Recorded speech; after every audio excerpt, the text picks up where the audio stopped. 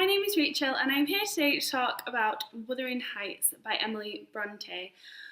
So I was not planning to do a review for this book. This was a reread and it's a book that I've read. This was my fourth reread of it. So I kind of thought, okay, well, I kind of know all my feelings on this book at this point, so it's fine. I'll just reread it for fun. But that is not what ended up happening. And this was a very different reread for me. My first read of it, I just wanted to read it. I wanted to know the story. I didn't know what happened and I wanted to know what happened. The second read was during college. I was doing some essays on Byronic heroes and about Heathcliff, and I was rereading, so I was rereading just for Heathcliff. Third time I read it at university, and I did it for a Victorian literature class, and I was reading for setting and writing style basically. So this reread was my fourth, and yeah, like I said, I thought, I know this story pretty well, like, I'm good.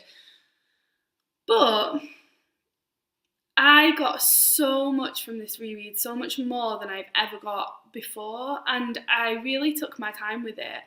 I spent the whole of February reading it, from the 1st of the month to about the 26th, I'd say. And it's not because I didn't want to fly through it. It's a book that I can read quite fast, especially for classics.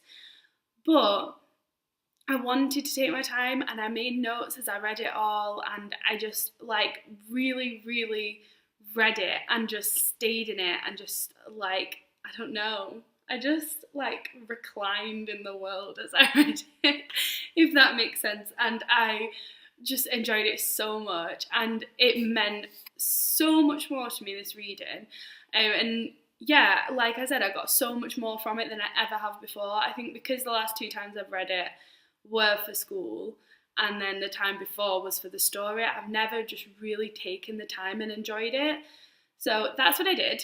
And I loved it, obviously. Realised it is not my second favourite book as I thought it was. I think it actually ties with my first favourite, which is The Count of Monte Cristo. I think the two tie for my first, which is funny because two of the characters are very, very, very similar in character arc, so I must just really be into that kind of story. So what I wanted to do today is a review. I'm going to go through all the notes that I was making while I was reading it. I'm going to go through some of the tabs that I put in here. Obviously there's a lot. I have a lot of notes as well.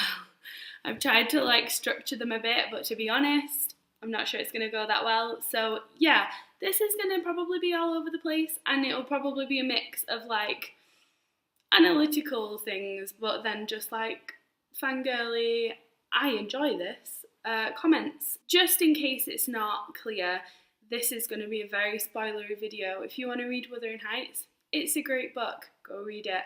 That's it for non-spoiler. The first thing I wanted to talk about was Lockwood, Nellie, and the narrative style of Wuthering Heights. So in the book we have Lockwood, and Lockwood basically serves as us in the book. He is like the reader, he is the one being told the story, and he's kind of telling us the story, but it's the story as he's been told it. He is our connection to the story. Lockwood is an outsider. He comes to Wuthering Heights at the start of the book, and he, is completely outside of it, and it's quite comical that he never ever really gets a grasp of the place that he is and the people that are there. He comes into the story and immediately starts to just misjudge the whole, just everyone in the story, and even when he's told everything, you sort of get this feeling at the end that he really, really does not understand anything that he's been told.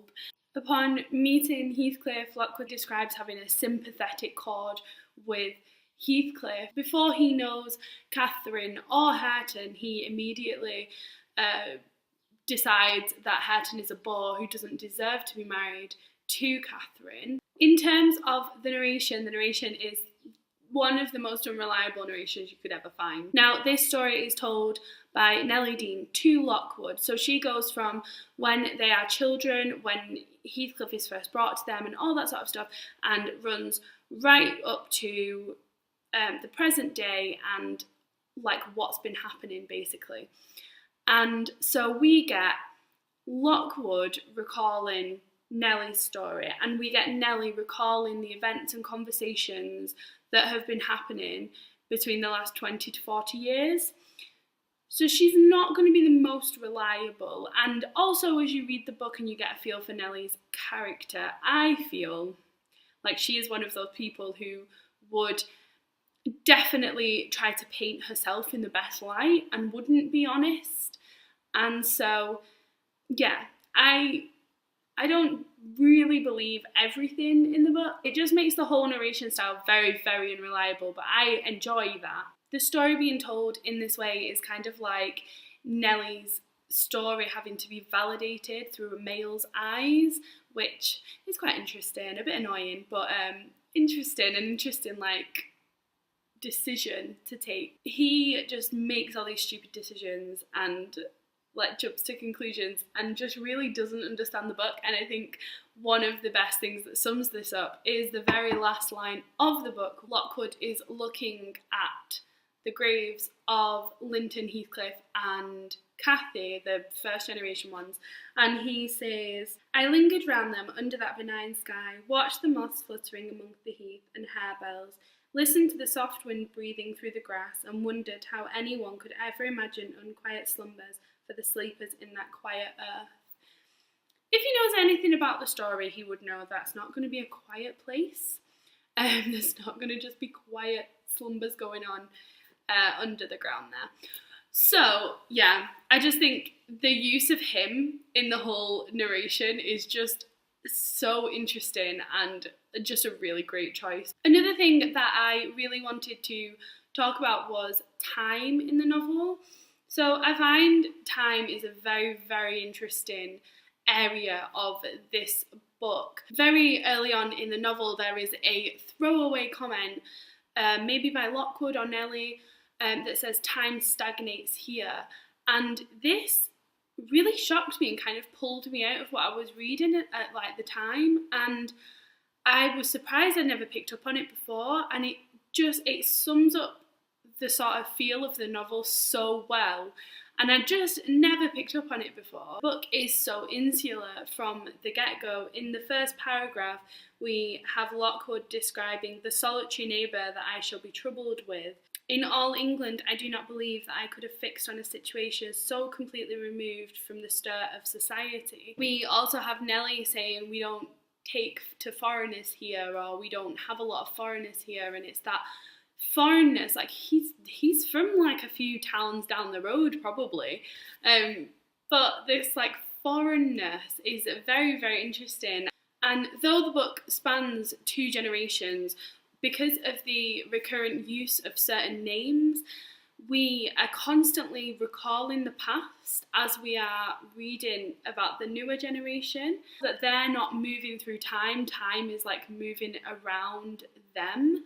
I really, really enjoy that. I think it's definitely furthered by this kind of incestuous nature of the book and the way that we kind of have this like mirroring of the older stories. So we have a Heathcliff, Linton Heathcliff, marrying a Linton, Catherine Linton, and obviously we had that before with Heathcliff and Isabella, and like it happens a lot. There's all this doubling of stories, and you are constantly recalling the old marriages and the new ones and the old names and the new names, and I just think it's really, really cool how she has written that and tied that all together. Wuthering Heights definitely takes from the Gothic genre that was quite popular during the Victorian period, and one of the biggest instances of seeing that is early on in the book when Lockwood is trying to sleep in Catherine's old room. During this scene we see a younger Catherine come to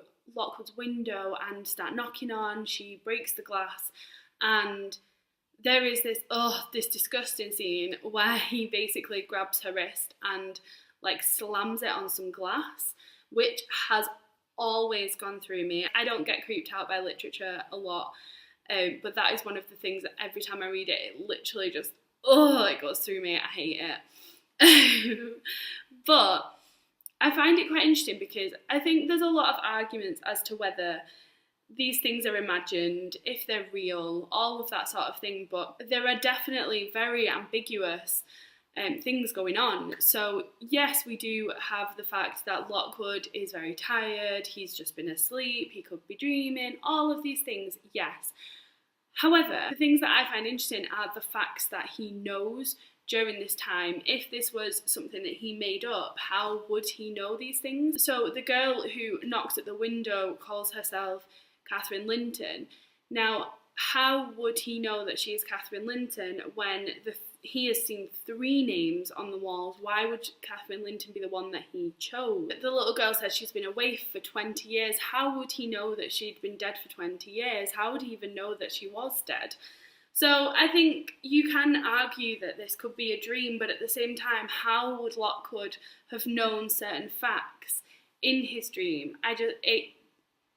It's just very ambiguous, and I really like the way that has been done in the book. The book in a whole is very violent, but Catherine and Heathcliff particularly are some of the most violent characters in the book, and the violence of Catherine's introduction really sums up the violence that she will go through in the novel. The other way that she is first spoken about and introduced to the reader is through a confusion of her suitors, her name as Catherine Linton, Catherine Earnshaw, Catherine Heathcliff, and that kind of confusion sets her immediately like she is property and to be decided on who is going to own her. She isn't introduced in terms of her own agency or just a description of her. She is immediately introduced to us as kind of a belonging that a few people are snatching at.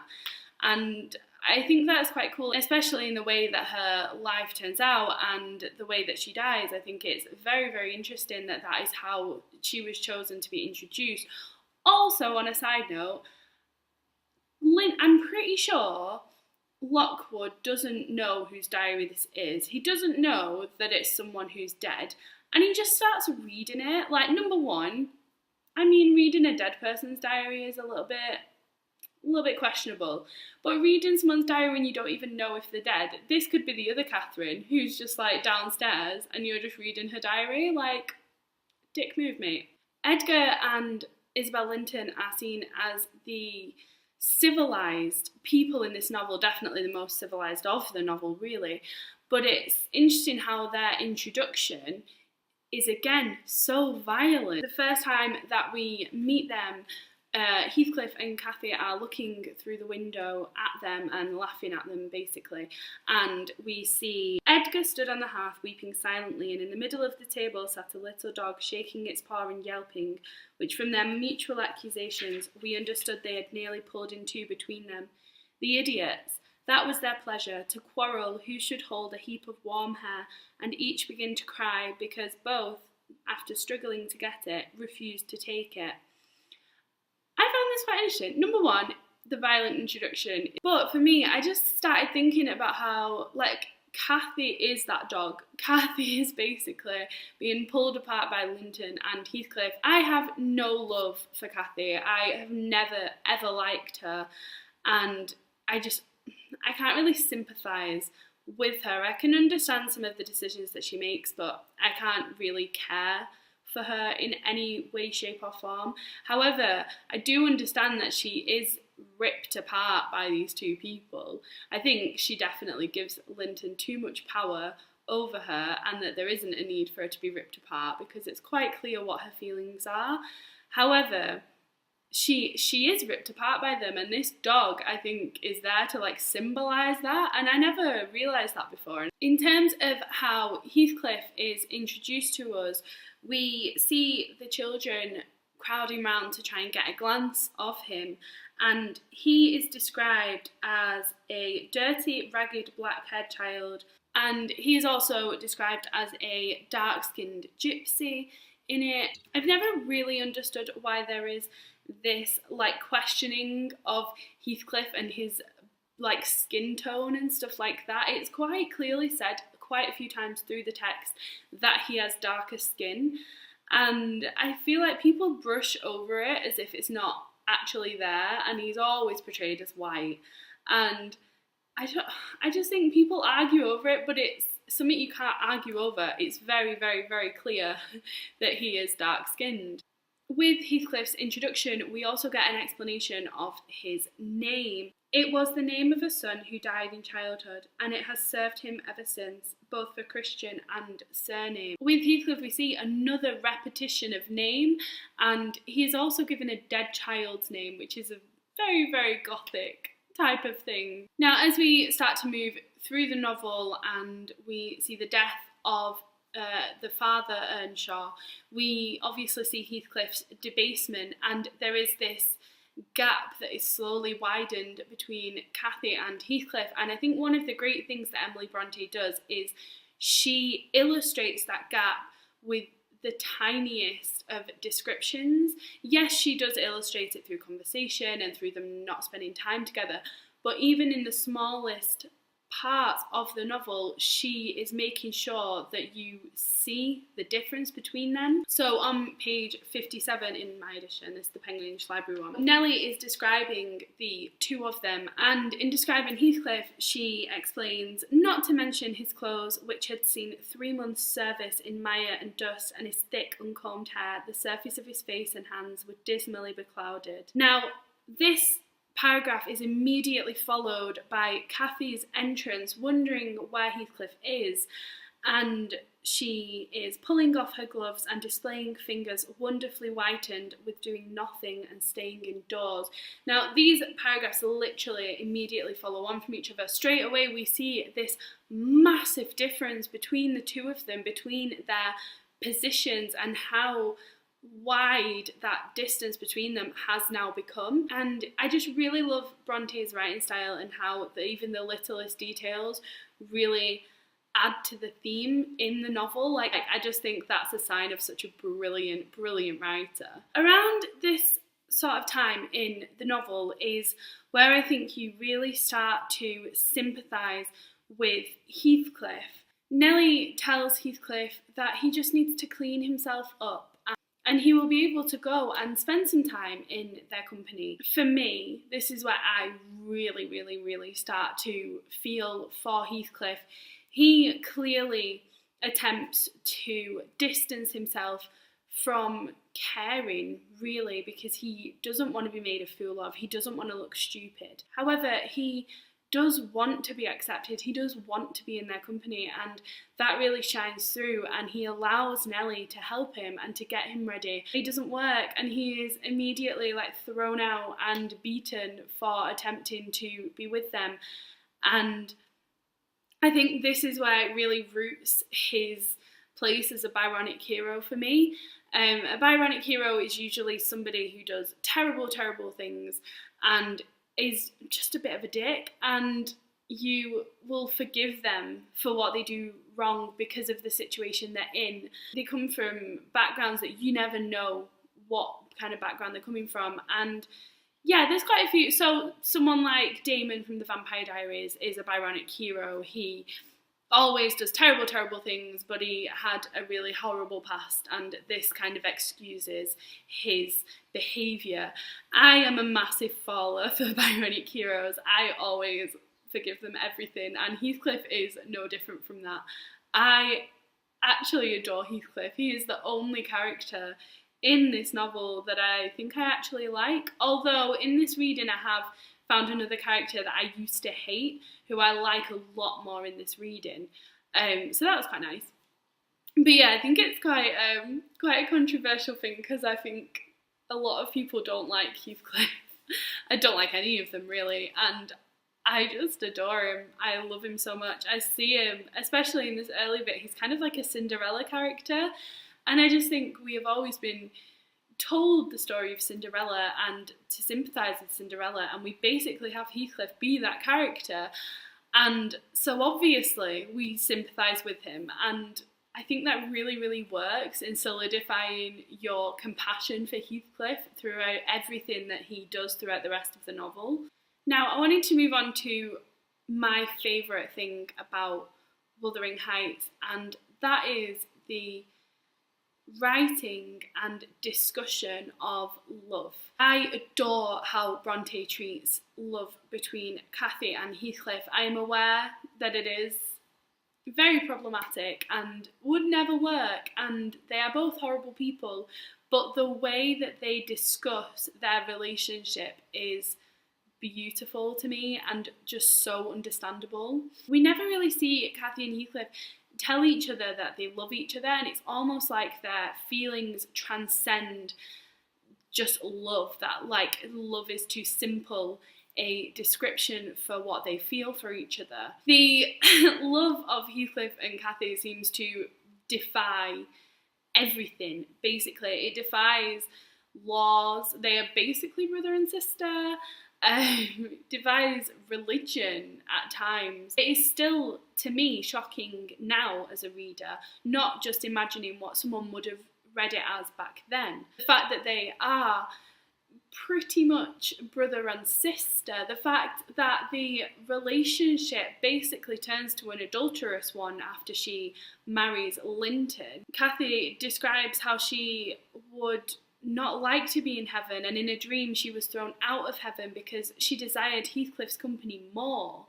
Heathcliff says he doesn't want her to ever rest, he wants her to haunt him, and just all of these things, they just really go against the sort of laws that have been taught at this time and even now. One thing that I think is really shocking for us now is how Heathcliff discusses digging up Cathy's grave, and when he's buried himself, leaving the sides of his coffin so their bones can like shuffle together and sort of be one in their like dead forms. That is very creepy to us now, I feel, not just a Victorian reader. Going back to Cathy's conversation with Nellie, I think this really shows her childish nature and view of the world. She talks about how Heathcliff can come and stay with her in Linton, and she would bring him up so that his position was higher, and who was to separate them. And it just shows how naive she is to think that when she moves in with a new husband, she is going to be able to bring her other lover with her, as if that is something that would ever be okay. In my eyes, she is never represented as anything but childish. On page 126, she interrupts Nellie, stamping her foot and screaming, basically, and she's just always this like brat, basically, and that's why I do not like her. I can't even get on board with her a little bit. I've never liked her at all. Around this area we have this fight going on between Heathcliff and Linton that Cathy has basically orchestrated, and this really made me realise that I like Linton, Edgar Linton, in this reading.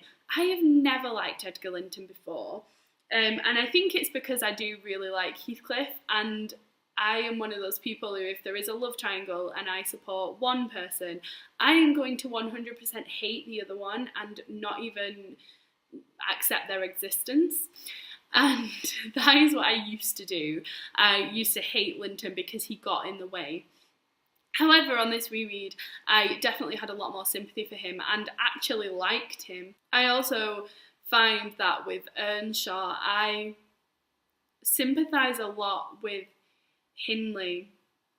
I understand why he hates Heathcliff, and although he does go too far, he definitely has reasons behind his actions, and I find later on when his wife dies that I just feel so sorry for him.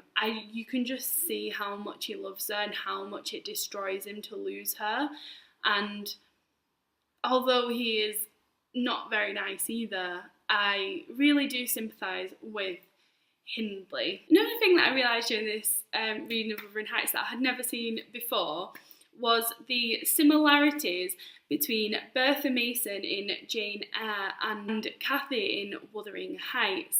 The two are both described very animalistically, both seem to have some sort of mental health issue that is making them act in this way.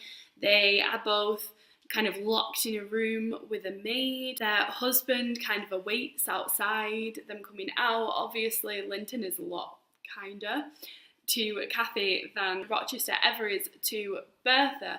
However, I kind of feel like this is like a representation of the difference of race. Cathy is treated much more kindly and looked after a lot more because she is white, I think, personally.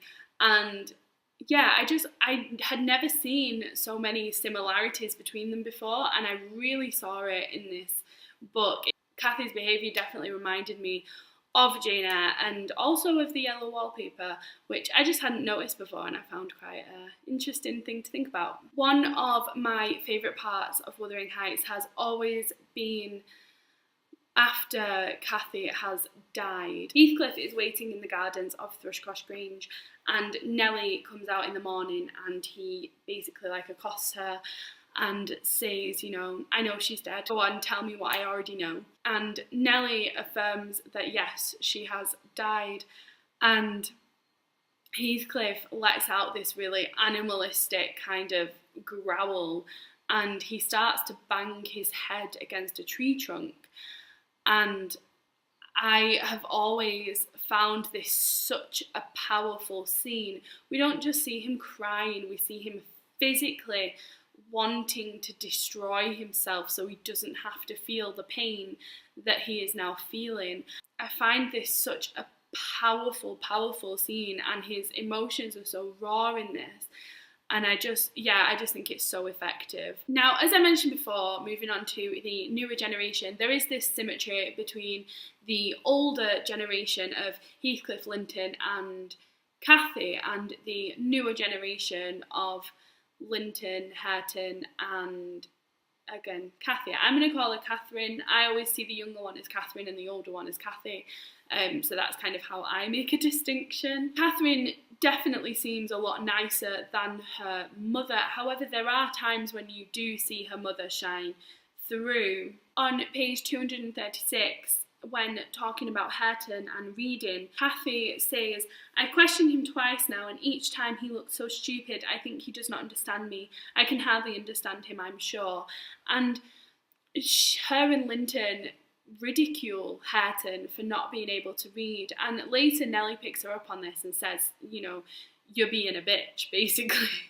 But I think this is a time when you really see her mum in her, and I think it's good that that was part of her characterisation. Although she is very, very different from her mother, I think it is important to try and sort of get that in there as well, and that connection to her mother. Hareton's doubling is 100% Heathcliff. He is a less fiery version, but his position is pretty much 100% the same as Heathcliff's. He has had his fortune taken away and he has been debased. He is a lot kinder than Heathcliff and a nicer person, and I think he has shown more kindness than Heathcliff was. But yeah, that mirroring is definitely there between those two. Now, in terms of Linton Heathcliff, the child of Heathcliff and Isabella, I liked him on this reread. I remembered hating him so much, and I was reading it and I felt sorry for him and I kind of liked him. He moans a lot, but he's in a shit situation, so I get it. And I was surprised, and I could remember this really, really deep hatred of him, and I found it quite strange. However, as I carried on reading and got to the part where they are married and he refuses to stand up for Catherine, the hatred came back. It was renewed, and everything is right with the world now. Still hate the guy. I will say, I completely forgot that how much Linton and Catherine actually loved each other and how much time they spent together. In my head, I think I see it as a very quick, they meet a few times and then on one meeting Heathcliff locks the door and they are stuck together, they have to get married. However, it wasn't quite like this, and they were meeting for probably a year, maybe more, writing a lot of letters to each other. There is clear love on both sides of their relationship, and yes, this marriage is forced, but it is clear that it is something that they both want, and I'd completely forgotten that part of it. For me, the main character of Wuthering Heights is Heathcliff. He is the one that really propels the story forward. He is the main antagonist. He runs right from the start. He's with the older generation and the newer generation. So I would say that he is the main character for me, and I think that part of his characterization as a Byronic hero means that I overlook some of his behaviours. I forgot how mean he actually is. I knew he was obviously mean, but with this newer generation, we see him beating Catherine, and yeah, I'd just forgotten how really detestable his behaviour is towards her. However, even through that, I still feel so much empathy towards him. On page 288, he screams, "By hell, I hate them." And when he walks in on them reading, he kind of just stares at them. And I do feel sorry for him. And I just think looking at them, he just sees a perverted version of what he wants. He sees Catherine, who is Kathy, the woman that he loves, mixed with the man that he hates and the man that took her away. As you know, Linton will be clear in her features. And with the other Linton, yes, he sees himself, but he sees himself mixed with Linton blood and this weak version of Linton Heathcliff, who is just pathetic to him. And just seeing them together, I think, is horrible for him, and seeing them being able to be together when their love doesn't compare to what he had, I just feel so sorry for him. I will always feel sorry for him. No matter what he does, I will always love the guy. 100% the main love story of Wuthering Heights is supposed to be Catherine and Hareton, although I do love Cathy and Heathcliff, and I think they are the love story for me just because I like the way they discuss love. That is the thing that I like. But definitely Catherine and Hareton are the success story of Wuthering Heights, and I think it's because they are a watered down version of the ones that came before. Catherine is a watered down version of her mother. She isn't as aggressive, she isn't as angry, but she is still her mother, and her mother is clear in her. Hareton is 100% a copy of Heathcliff. However, again, he doesn't have this anger and hatred inside him, and he has been shown love, and this has watered down the rage that we see in Heathcliff, and because of that they are able to be together at the end of the book, and that is why they are the success story that they are. So I think that wraps up my review of Wuthering Heights by Emily Brontë. Yeah, this is kind of a weird review. I feel like it's just me obsessing over characters, but then also just random ideas. So yeah, I don't know how enjoyable that was to watch, but thank you for watching anyway. I will say also that if you wanted to watch an adaptation of Wuthering Heights, the best one in my opinion is, I think it's the 2009 version with Hardy. I adore that adaptation. I think it's absolutely fantastic. The characters in it are so well casted and completely encompass the characters from the book for me. I think they did it so well, especially Catherine in it. She is fantastic, and they actually have the new generation and the old generation. They don't just have Heathcliff and Cathy's story, which I think is quite common with adaptations and is one of the reasons that I don't tend to like them. So yeah, it is a fantastic adaptation, and I will see you next time. Bye!